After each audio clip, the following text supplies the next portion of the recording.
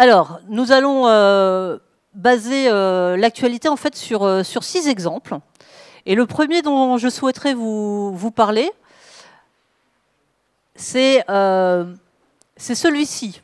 En fait, vous rappelez en fait que notre activité humaine génère des déchets, y compris évidemment en entreprise, et que heureusement on a fait des sacrés progrès en France, puisque là, suite à une étude d'un éco-organisme dont vous avez peut-être déjà entendu parler, qui s'appelle Écosystème, dans leur dernière étude, en fait, ils se sont rendus compte qu'on avait nettement progressé en termes de collecte de déchets électriques et électroniques.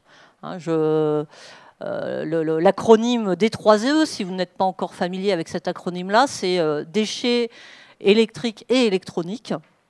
Et en fait, aujourd'hui, en France, on arrive à collecter, je passe de côté tout ce qui reste dans les tiroirs et les placards des utilisateurs et des grandes entreprises, on arrive encore à collecter 10 kg par habitant de déchets électriques et électroniques. Et c'est déjà 1 kg de mieux qu'un an auparavant. Donc il y a des sacrés progrès qui sont réalisés.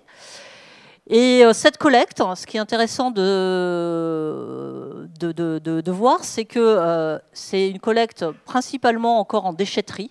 Donc ce que les gens amènent et ce que les entreprises aussi font récupérer, puisqu'elles ont des obligations réglementaires au niveau des déchets électroniques.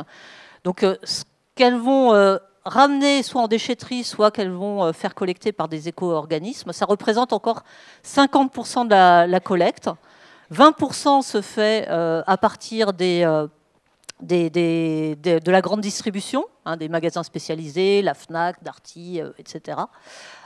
Puisque là aussi, hein, il y a obligation de mettre en place, vous savez qu'il y a une réglementation maintenant sur ces sujets-là, donc effectivement, il y a obligation de mettre en place de la collecte pour les particuliers, pour ce coup-ci. Et puis, le 30% restant, en fait, il y a tout le secteur de l'économie sociale et solidaire, avec tous les acteurs que sont, par exemple, les ateliers du bocage, par exemple, Ateliers sans frontières, etc., qui, effectivement, représentent encore 30% de cette collecte.